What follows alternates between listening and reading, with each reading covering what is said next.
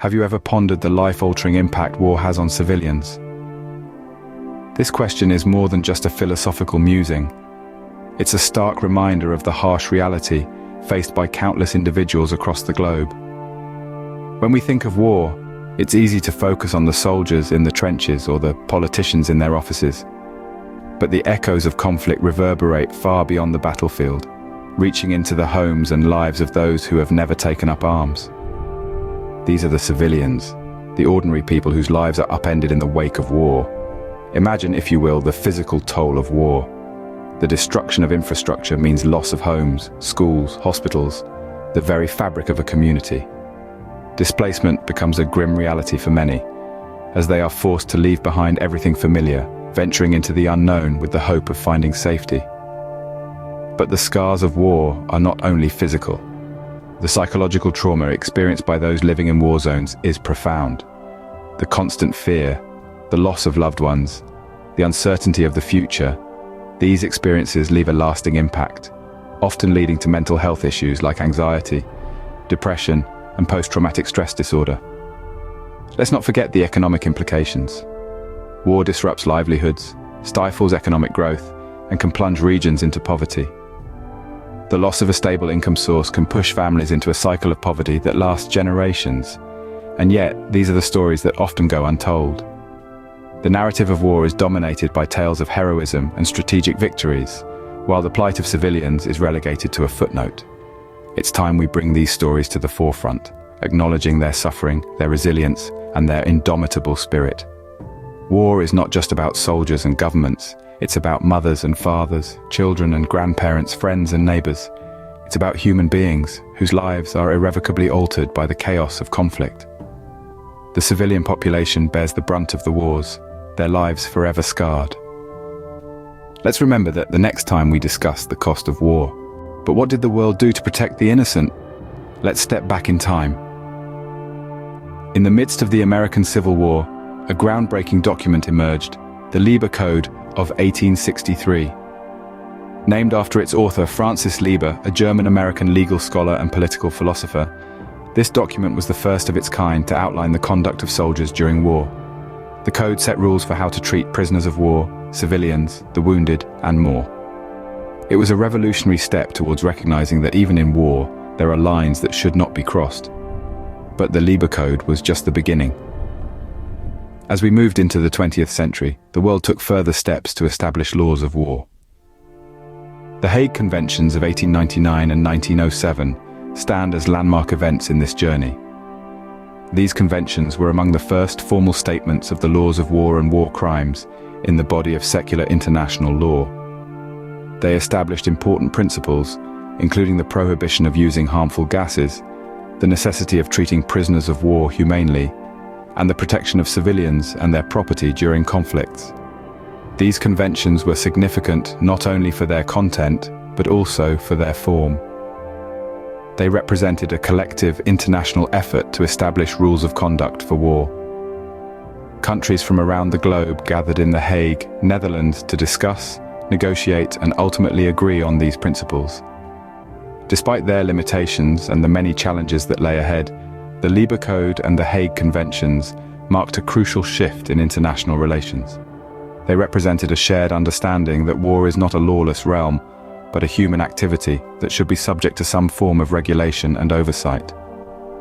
These were the early steps taken to bring some semblance of order in the chaos of war. As times changed, so did the laws. The world saw the need for more stringent regulations. The ink on the pages of history dried, but the wars didn't cease. It was clear that more comprehensive laws were needed to protect the innocent and the defenseless. Enter the Geneva Conventions, an evolution of international law that took a more detailed approach to safeguarding civilians in times of war. These conventions, held in the mid-20th century, laid down rules that were more specific and exhaustive than any previous war laws. They expanded the definition of who is considered a civilian, what constitutes a war crime, and how prisoners of war should be treated. It was a significant step forward, but the world needed more. In the wake of the Second World War, the United Nations Charter was established. This pivotal document further elaborated on the rights of civilians during war. emphasizing the need for all nations to respect human rights and fundamental freedoms for all, regardless of race, sex, language, or religion. This charter became a beacon of hope, a promise that even in the darkest of times, humanity would not be forgotten. But laws are only as good as their enforcement, and thus the International Criminal Court, or ICC, was established in the early 21st century. This court was designed to prosecute individuals for the gravest of crimes, including war crimes, crimes against humanity, and genocide. The ICC represented a new era of accountability, where no one, no matter how powerful, could escape justice for their actions in war. So, what did all this mean? It meant a world striving for a better balance between the harsh realities of war and the fundamental rights of civilians. It meant a world that recognized the horrors of war and sought to mitigate its impact on the most vulnerable. It was a world that was not perfect, but it was a world that was trying. These laws aimed to safeguard the most vulnerable, the civilians, during the horrors of war. So, where does this leave us in understanding the plight of civilians and the law? We've taken a journey through the grim landscape of war, witnessed its devastating human cost, and traced the evolution of international laws intended to provide some semblance of protection in these dire situations. These laws are not mere historical footnotes. They are crucial safeguards, woven into the fabric of our global society to protect the rights and lives of civilians. The impact of war on civilians is immense. Lives are lost, homes are destroyed, and communities are shattered. These are not abstract concepts, but harsh realities that millions face worldwide. The fallout of war doesn't discriminate. It affects the young, the old, the rich, and the poor. It's a universal catastrophe that transcends borders and generations. International laws related to war are designed to mitigate this damage. From the early days of the Geneva Convention to the more recent Rome Statute, these laws aim to ensure that even in the throes of war, the most vulnerable, the civilians, are not forgotten or forsaken. They outline specific protections, prohibitions, and obligations, all with the intent of preserving human dignity amidst chaos. Yet, despite these safeguards, we continue to witness civilian suffering during wars. This isn't a failure of the laws themselves, but rather a failure in their enforcement. It's a stark reminder that the law is only as effective as our collective will to uphold it.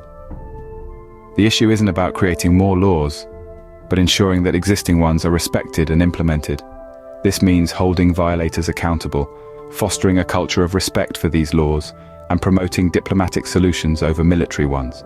For as long as wars exist, the plight of civilians will remain a pressing concern. The challenge, therefore, lies in ensuring that our actions match our words, that our commitment to protecting civilians isn't merely rhetoric, but a lived reality.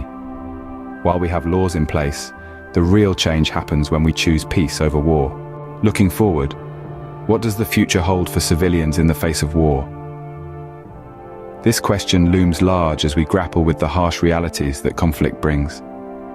As we address this, it's crucial to acknowledge the growing international recognition of the need to protect civilians.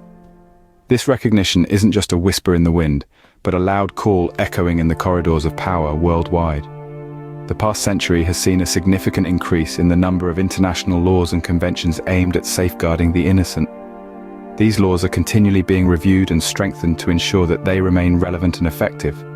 The aim? To shield civilians from the horrors of war and to hold accountable those who breach these sacred rules of engagement. Global organizations are working tirelessly to implement and enforce these laws. They're conducting investigations, pressing charges, and ensuring justice for victims of war crimes. This is not just about retribution, but about deterrence, sending a clear message that such atrocities will not be tolerated. But laws and enforcement alone aren't enough. The future of civilians in war also hinges on the proactive efforts to prevent conflicts from arising in the first place. This is where peacekeeping efforts and diplomacy come into play. The world's nations must work together, engaging in dialogue, mediating disputes, and fostering understanding. The role of diplomacy is not just to end wars, but to prevent them. By promoting peaceful resolutions, encouraging dialogue, and fostering mutual understanding, we can help to protect civilians from the ravages of war. Moreover, technology could also play a pivotal role. From predictive analytics to help anticipate conflict and prevent it, to innovative solutions for rapid response and aid delivery in war zones, the potential is immense. At the end of the day, our collective efforts in choosing and promoting peace can save countless innocent lives. The future of civilians in war may be uncertain, but one thing is clear. Each step we take towards peace is a step away from unnecessary suffering.